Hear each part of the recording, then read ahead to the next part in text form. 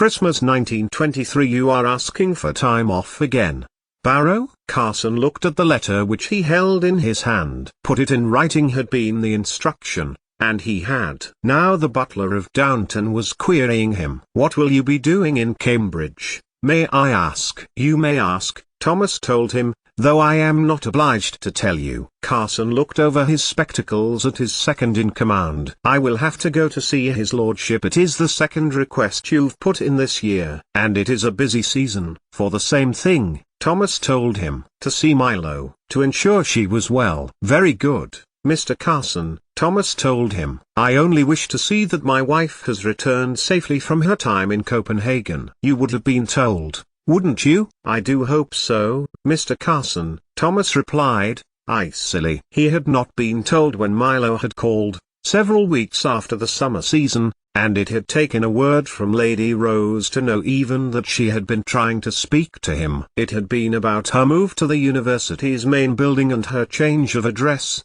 though she had written later.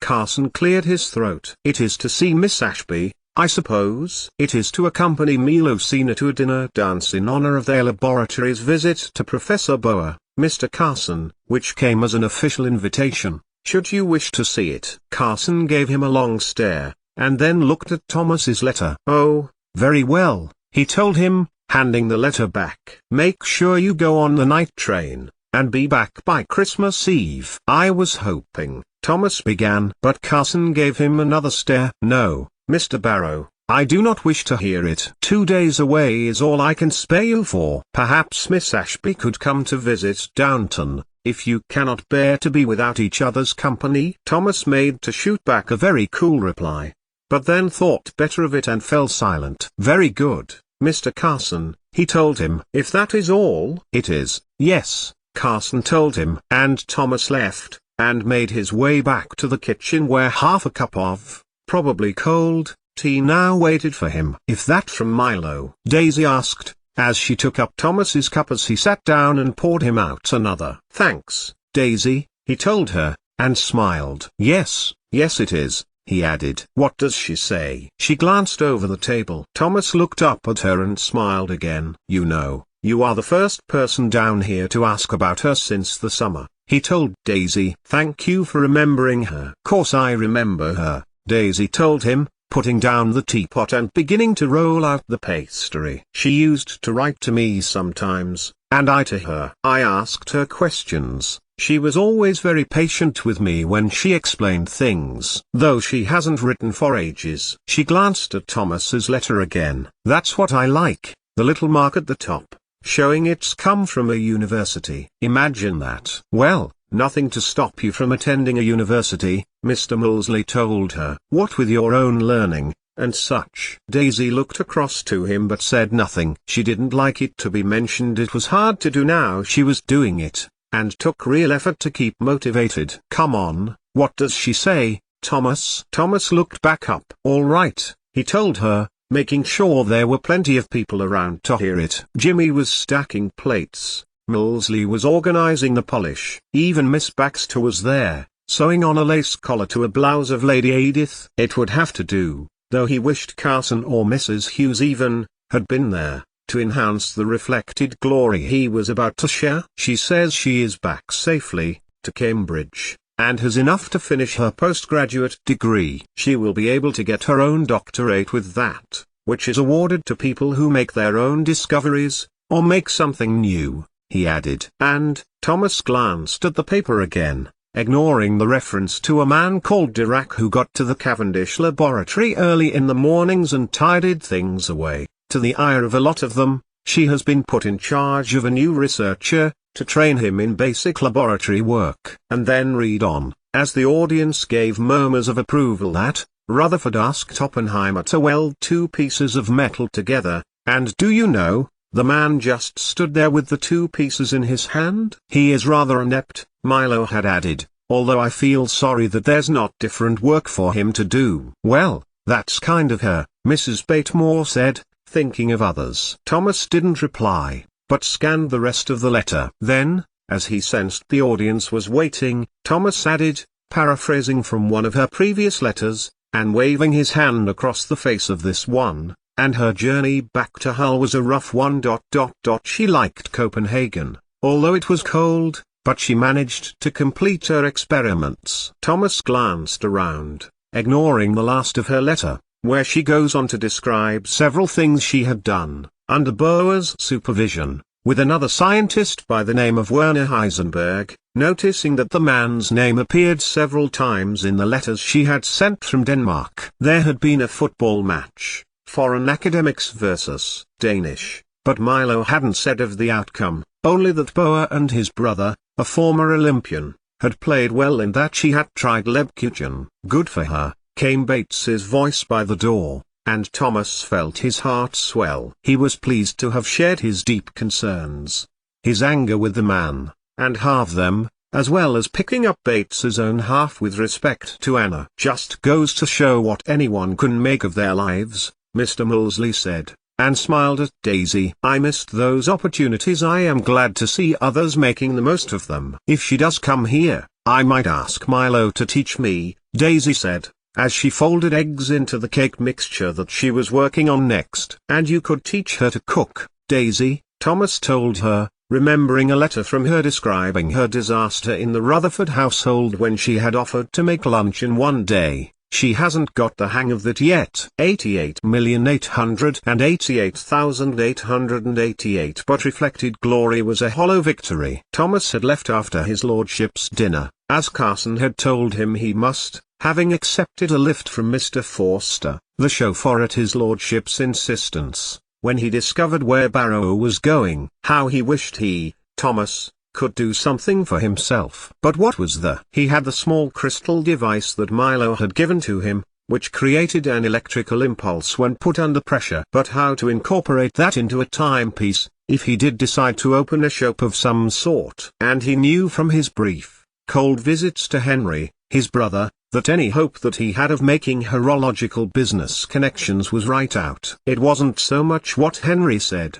but how he said it. His brother regularly named suppliers and specialists, and Thomas knew they all knew about his past being Albert Leon. He was sunk before he had even begun. He could move, perhaps. Was Cambridge the untapped timepiece capital of the country? But to contemplated leaving Downton, where he felt settled and happy, where he felt he could simply be, felt abhorrent in his mind. Unless Milo came back, she would be the ideal name in which to run a timepiece business. But there wasn't much hope of that if she was succeeding at Cambridge. His thought that he might convince her to come back to teach, such as Daisy, were flimsy at best. It always came down to Branson. So Thomas went via Milo's house.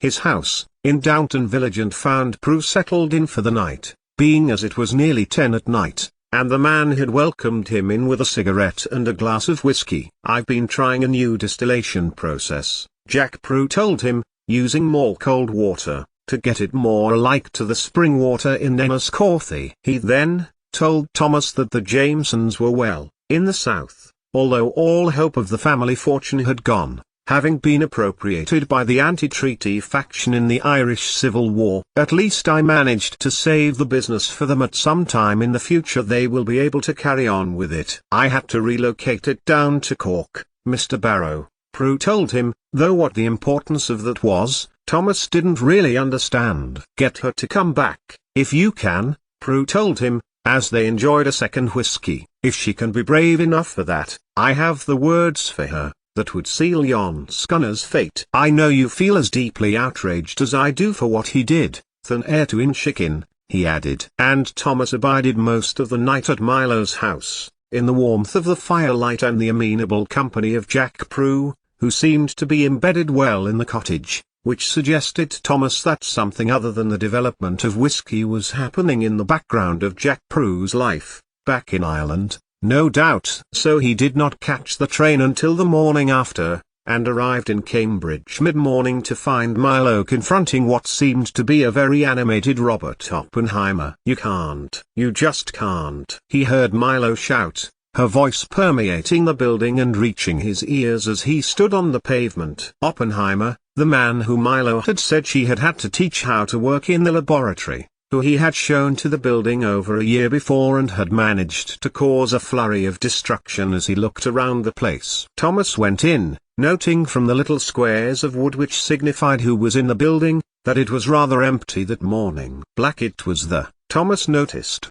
pleased. Milo. Thomas had gone into the second room, which he knew to be her laboratory. Hold up, he called, as Oppenheimer was gaining on Milo, putting his arms around her and attempting what looked like a kiss. Something glass broke over his head and a furious Milo emerged from behind the man. When she saw Thomas, she went to stand by him, arms folded defensively. Milo. Oppenheimer looked to him and narrowed his eyes. Who are you, and what do you want? Thomas felt himself stand taller, and eyeballed the tall, thin man whose cheekbones could have been sharpened by one of Carson's knife blocks. Her husband. Now will you go to get your supervisor? The man was still staring him out, glancing between Thomas and Milo, as she exclaimed, Thomas. Get. Thomas began, but before any of them could say anything else, the door of the laboratory crashed open and Patrick Blackett filled the void. Would you like to tell me what is going on in here?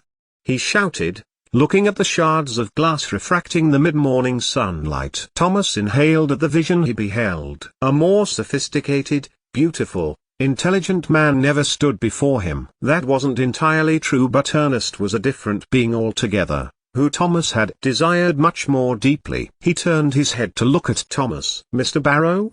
Dr. Blackett? Oppenheimer closed his mouth and turned, before herring off through a door into the next room. Milo raced over to him as Blackett strode after Oppenheimer, slamming the door open. It reverberated off its hinges and Thomas guessed that had happened to that door frequently, for a dent at bench height scarred its wood. I am so sorry, Thomas told her, taking her hand. I should have been here this morning, for the dance tonight. How are you? I am well, Thomas, as you see, Milo began, and tears sprang to her eyes. Hey, he said, and Milo deposited them onto the shoulder of his coat. But they didn't last long, as there was a cough from the adjoining door. Blackett, adjacent to contrite-looking Oppenheimer, lingering beside his teacher, standing staring at Thomas and Milo. Thomas gave the man one of his most withering scowls. Blackett coughed again, and this time kicked the retrograde student in the ankle,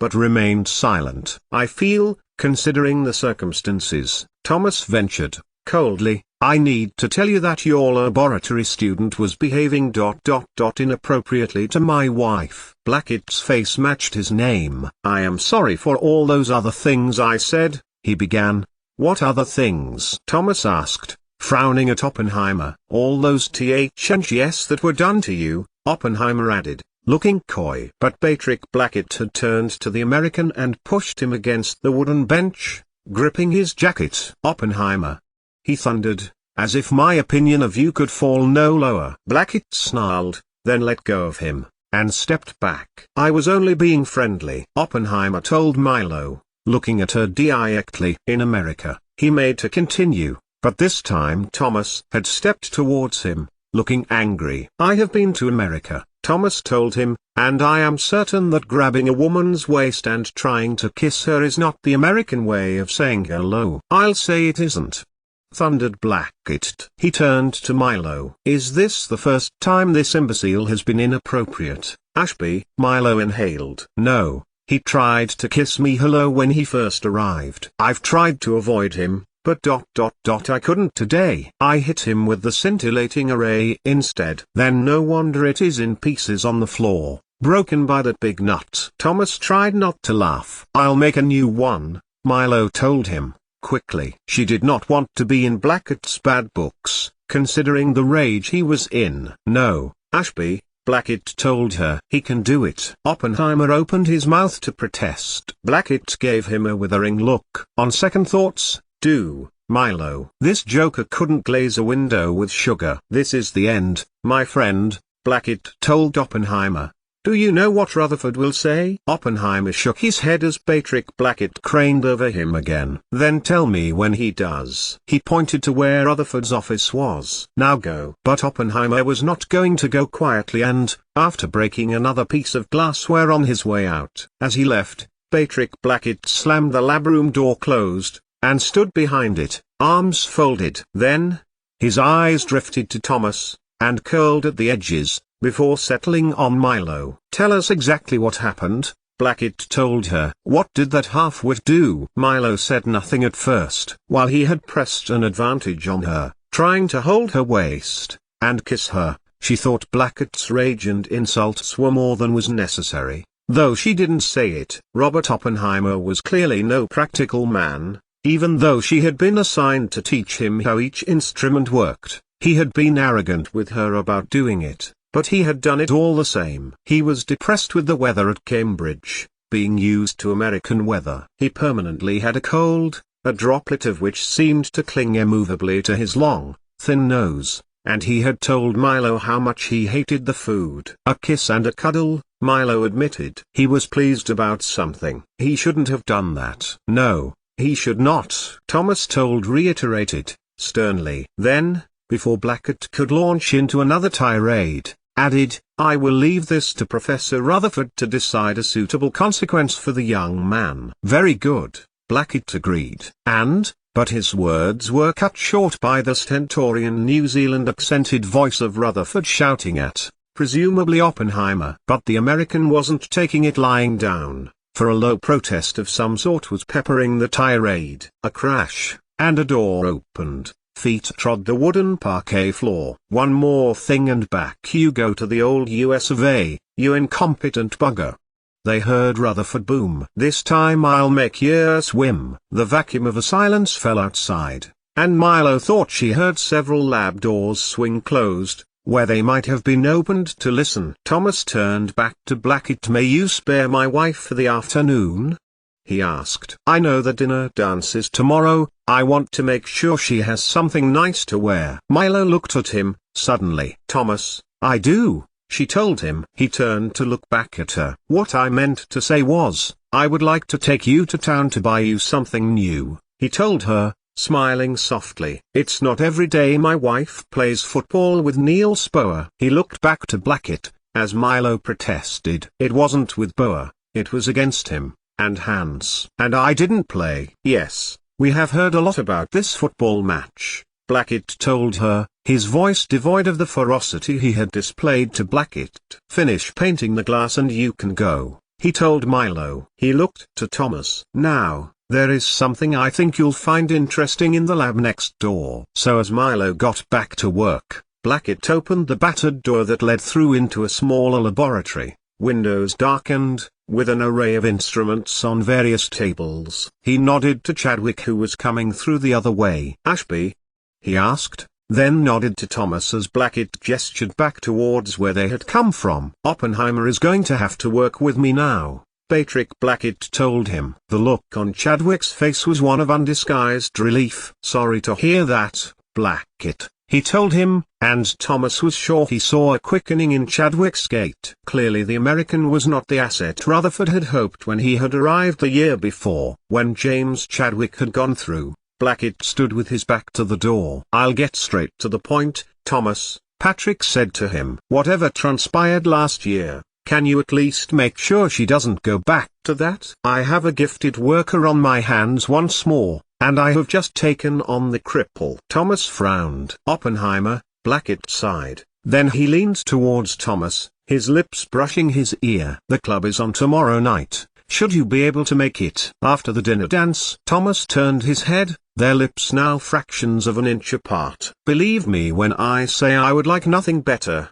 but I am expected back in Downton tomorrow. Though," he added, their hands brushing, "I may be able to find an excuse." A knock came at the door. It was protocol for the instruments were not to be disturbed, and an experimentalist in the dark did not want to fall over or knock over 5 or 6 years of research. Blackett was not just a pretty face. Blackett. Rutherford was standing on the other side, the glow of the electric lights overhead making him stand out compared to the coolness of the laboratory. "He tells me he managed to get Henry Moseley's experiment to work, and with radium too. Is he right?" Blackett turned back to look to Thomas, then glanced towards the lab where Milo and Chadwick were. "I'll check," he told Rutherford. "If he did, I'll eat my shoe." "But you never know." "Did he tell you?" "He told me he was in high spirits, which is difficult to believe," Professor Rutherford replied, and that in his delight he hugged and kissed Ashby. Rutherford's eye caught Thomas's,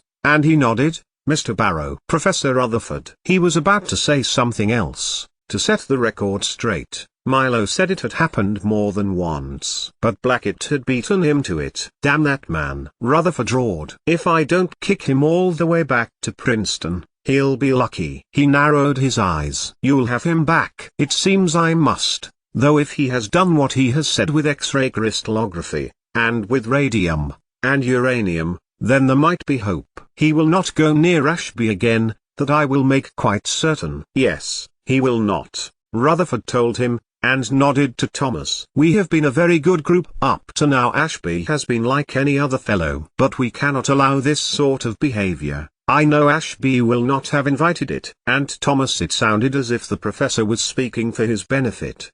Did he think that Thomas was here to take her away? If so, his heart was happy for her, that she was so well liked and well respected. "I am here for the dinner dance, Professor Rutherford," Thomas told him. "I came when I could." Rutherford paused for a moment, as if reeling through his mind a series of events, before fixing on the right one. "Ah yes, of course," he said. "Yes, of course. Well, once you are happy she has done what you need, and dear Chadwick of course, Blackett, Mr. Barrow can take her off with him." 88,888,888 Thomas read the newspaper sitting in Blackett's office as he waited for Milo to be ready, and she appeared in her coat and hat much sooner than he expected. "I am sorry, Thomas," were the first words she said to him about the Oppenheimer incident, and, as they walked by the cam, he knew Milo was going to insist she had done nothing to invite his behavior. While he would have cut her short and insisted he knew not too many months ago, instead he listened while she said it,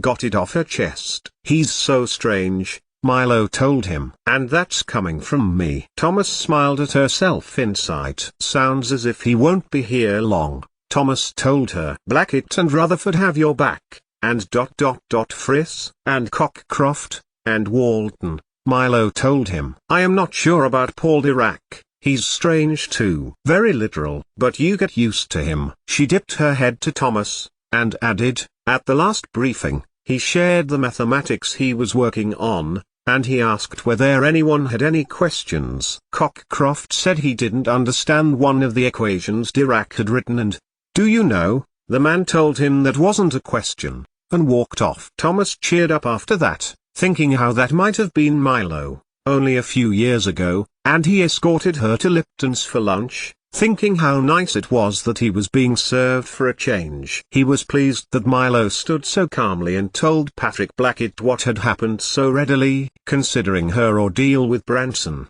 And he told her that so maybe there was hope to get her back up to Downton and say Prue's magic words. "What's this?" Thomas asked, when a letter fell out of her coat. A short while later they had arrived at Grant's, a clothing shop in the centre of Cambridge City, having seen several well-tailored outfits in the window. Milo had agreed she would go to the dinner dance in a dress, a new one, rather than one of Mrs. Rutherford's old ones or, worse in Thomas's opinion, Ern's old suit. She looked at it, and held out her hand. "Just a letter, from Friss," she told Thomas. "He stayed on in Copenhagen, and we have been writing about what he is learning from Boer." Thomas smiled, and handed it back to her. "That's a strange pattern," he added, seeing a line which looked like fringes drawn around the edge of the back of the envelope. "It's no pattern," Milo told him, "but Ogham, the old Irish language. I taught it to him, and he has been showing me the Greek and Bulgarian letters. I can nearly write in those languages now." She folded it back up into her pocket. "Friss is less able with Ogham,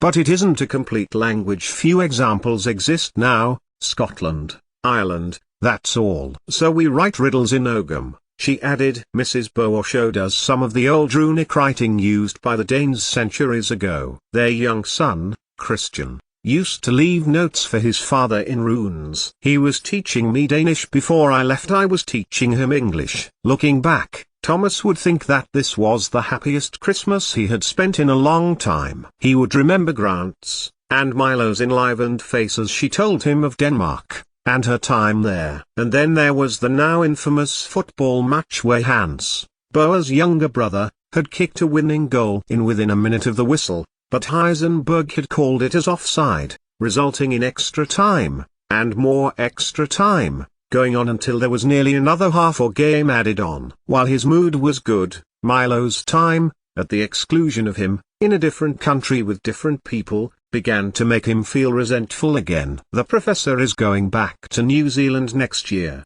Milo told him, as they waited for service. A middle-aged woman and a younger man came to the desk, asking what they would like to see. "Now, that would be a country I would like to visit, dear Milo. Were that you remained nearly 20, and that evening did not transpire. Were that it was you finished your career as a physicist then, and returned to Downton with him, Thomas, the next day. But then, other things may have transpired, and they might have been worse, Thomas. A Thomas in the future might have considered. Although, worse than what was going to happen with you in the next 20 years. Just give us a moment," Thomas told the proprietors, and he dipped into his pocket and pulled out a box. Milo's eyes widened as he opened it. "Henry still thinks of you fondly," Thomas told her, "and when I last visited, had this in his window." "Thomas," Milo exclaimed, as she looked at the neat length of diamonds fitted into settings beside one another,